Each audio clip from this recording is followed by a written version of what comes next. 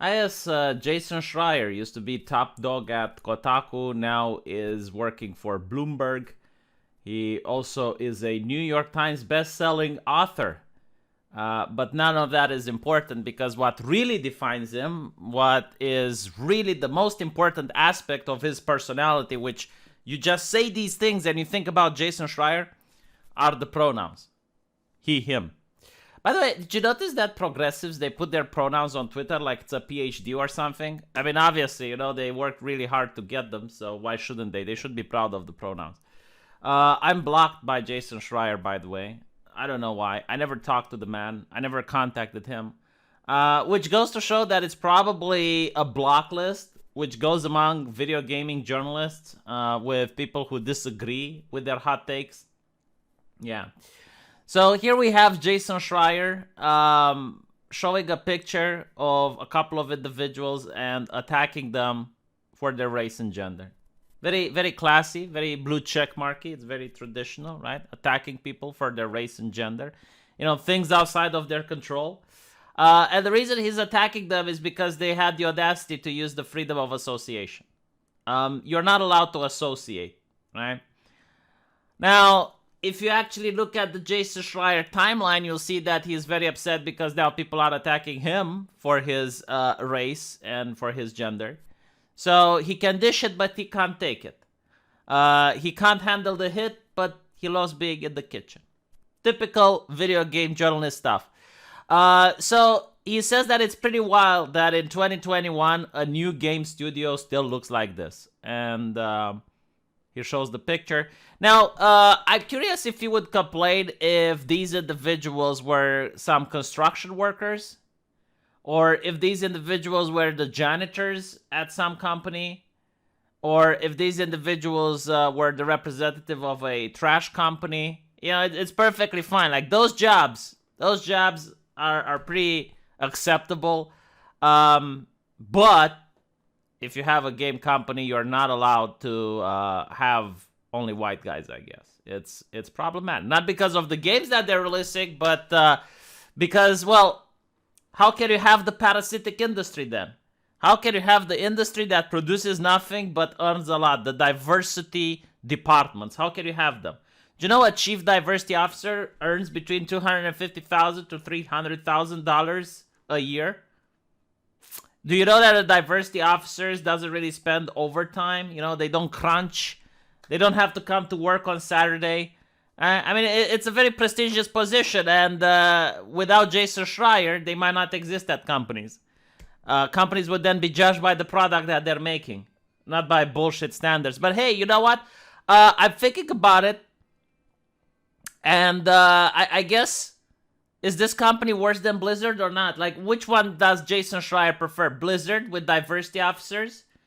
Or this random video game development company? Huh? Which one do you think is better, Jason Schreier? Yeah, assuming there's something wrong. I'm curious, like, if there were all black women, would Jason Schreier be upset? No, he would probably be masturbating. That's something that he would enjoy. It's like, oh my god, so progressive, so wow. What if it was like, how does he even know that they're all men, by the way? Did they put their pronouns in the bio? So he gets a lot of criticism, right? And then he says, back in the day, I used to have a podcast that was just two dudes. It was good. Then we added a woman. It got exponentially better.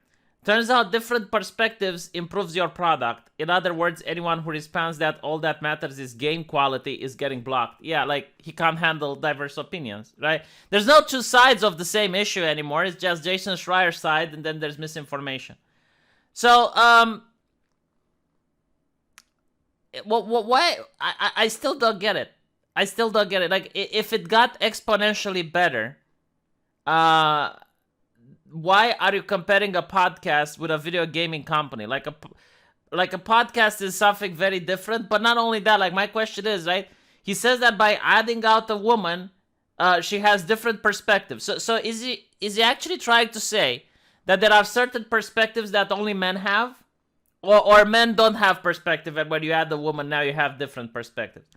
I used to think that if you have two different people, you already have different perspectives, right? Because no individual is similar to another person, Like, I would consider myself to be unique, but no, apparently I and Jason Schreier am literally the same person. All right? Only when you get a woman in the equation do you have diversity and different perspectives, right? Then you get Blizzard, I suppose. Now, he got criticized, if you can believe it. So, yet again, he's got an issue, a hot take. Of course, we didn't add Maddie. Okay, so now it has a name, I guess. You know, up until now, it was the woman.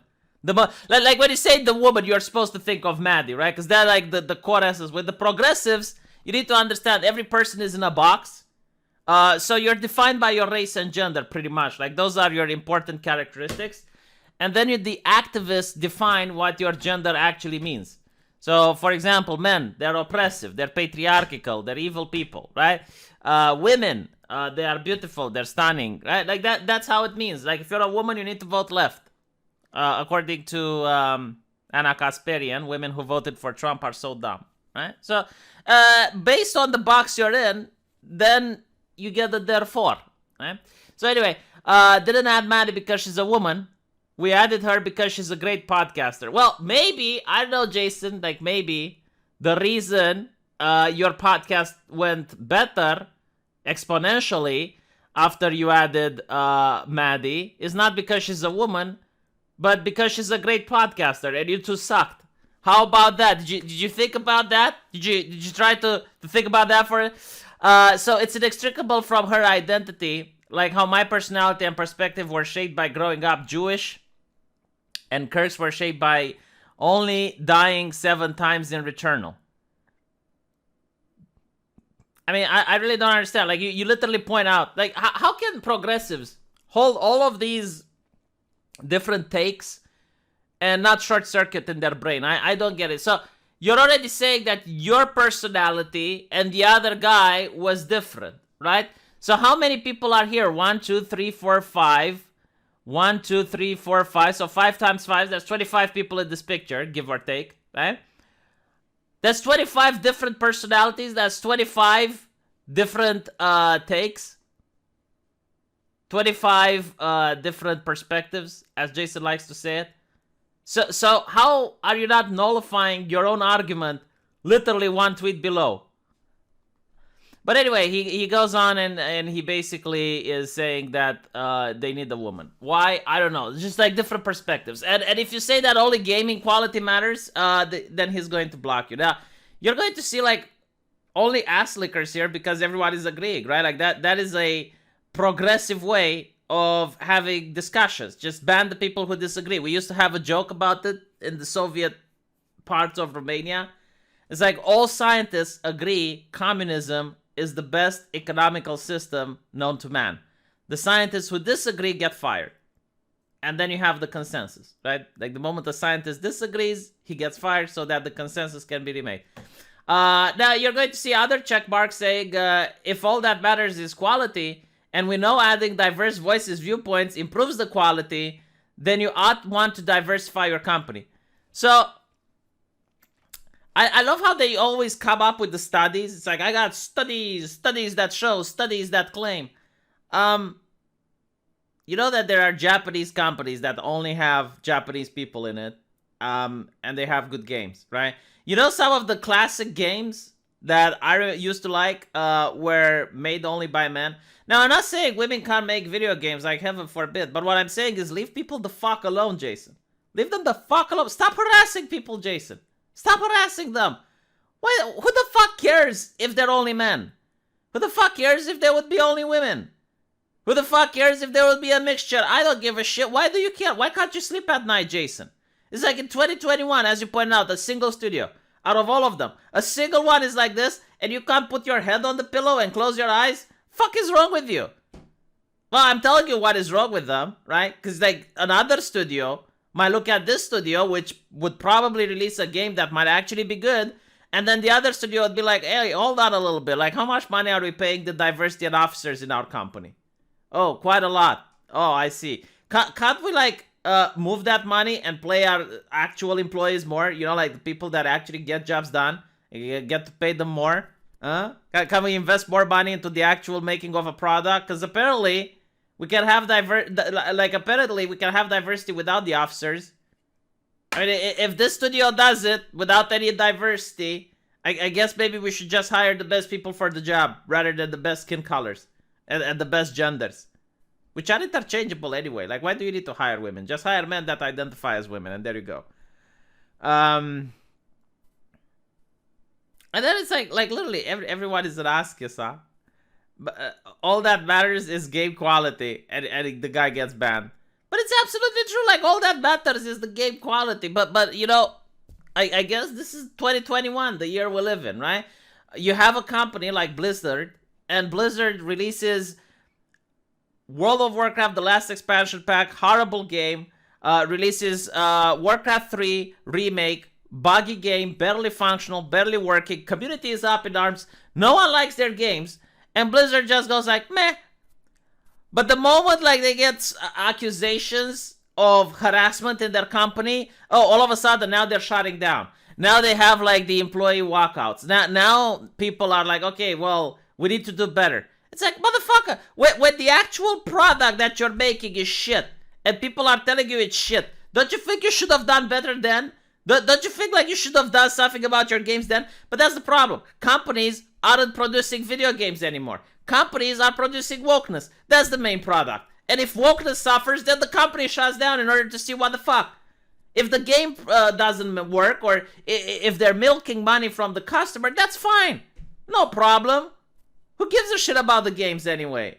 What they're doing is to please people like Jason Schreier, which are the video game journalists. You need to please them to get good grades. That's what it's literally all about. And that's why people are buying more and more Japanese games. Hey, I'll tell you what, Jason. Tell you what, if you're watching this video, you know, Japanese games, those are diverse as fuck, aren't they? Huh? Like, there's not a single white person there. I like them more than the games that white people make nowadays. If you want to talk about race. If everything you see is through the lens of race. Yeah, games that white people make in 2021 are shit. I don't think of a couple of exceptions. I can't think of any exception. No, white people make shit games.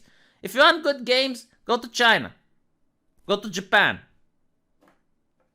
Yeah, Genshin Impact. Genshin Impact is actually a good game.